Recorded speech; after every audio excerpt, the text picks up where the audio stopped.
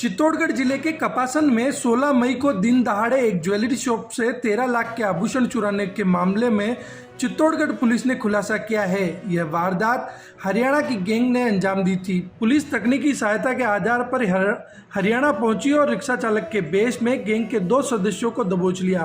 पूछताछ में सामने आया कि गैंग में महिलाएं भी शामिल है और राजस्थान के साथ साथ कई राज्यों में इस प्रकार की वारदातों को अंजाम दे चुके हैं। पुलिस वारदात में शामिल गैंग के अन्य सदस्यों तक पहुंचने के प्रयासों में जुटी है। जिला पुलिस अधीक्षक सुधीर जोशी ने बताया कि कपासन के 5 बत्ती चौराहे स्थित शीतल ज्वेलर्स पर दिन दहाड़े वारदात की गई थी। संचालक नंदलाल सिरोया दुकान पर अकेले थे। इसका बदमाशों ने फायदा उठाया और जींस टी शर्ट में युवती सहित 2 जने दुकान में घुसे। चांदी की एक अंगूठी पसंद करके पैसा चुका दिया। इसके बाद सोने के झुमके देखे और एक जोड़ी पसंद किए। इसी दौरान ज्योति के साथी ने ज्वेलर्स को बातों में उलझा दिया और युवती ने शोकेस में रखा डिब्बा कपड़ों में छिपा लिया। डिब्बे में 191 ग्राम सोने के कान के झुमके थे। बाद में झुमके के पैसे चुकाकर निकल गए। पुलिस अधीक्षक ने बताया कि वारदात की तुरंत बाद आसपास के सीसीटीवी फुटेज खंगाले और थाना प्रभारी रतन सिंह के नेतृत्व में साइबर सेल के साथ एक टीम गठित की गई। टीम सीसीटीवी फुटेज और बीटीएस के जरिए हरियाणा के रेवाड़ी पहुंच गई, जहां संदिग्ध लोगों की बस्ती है। टीम ने बड़े गोपनीय तरीकों से वारदात में शामिल लोगों का पता लगाया और ऑटो रिक्शा वाले के वेश में वारदात में शामिल जसवंत और ललित नाम के 2 लोगों को दबोच लिया। इन दोनों लोगों ने पूछताछ में बताया कि वारदात से पहले ये लोग रेकी करते हैं और मौका पाकर महिलाओं को संबंधित दुकान में ले जाते हैं और खरीदारी के बहाने दुकानदार को बातों में उलझाकर सोने के जेवर ले जाते हैं। अब तक राजस्थान के आसपास राज्यों में भी इस प्रकार की वारदात करना कबूल किया है।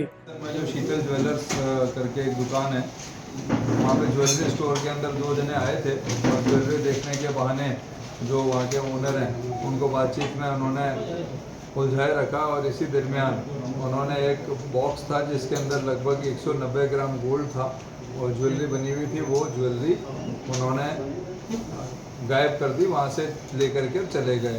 मुकदमा दर्ज हुआ क्योंकि घटना बड़ी गंभीर थी। तो उसकी गंभीरता को देखते हुए हमने जो हमारे बेस्ट लोग थे, एडिशनल एसपी और डीवाईएसपी कपासन जो मौजूद भी हैं, अनिल एसएचओ कपासन जो हमारे रतन सिंह हैं, ये और हमारे अच्छे जो जवान हैं, इनको छांट करके इस वारदात को खुलासा करने के लिए लगाया था।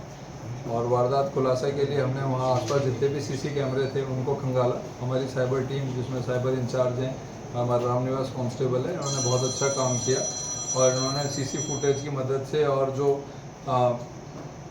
बीटीएस में जो नंबर्स वगैरह आए थे उसके आधार पे कुछ संदिग्ध लोगों को आइडेंटिफाई किया।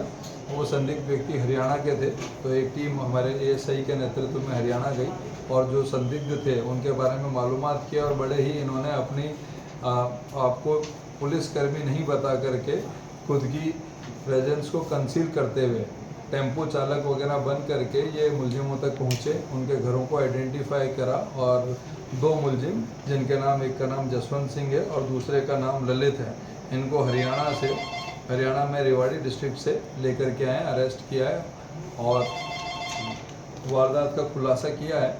इनके साथ और भी लोग बाग हैं जिनको भी शीघ्र ही हम गिरफ्तार करेंगे। कुछ जानकारी में पूछताछ करने पे यह आया है कि ये एक ऑर्गेनाइज्ड गैंग है।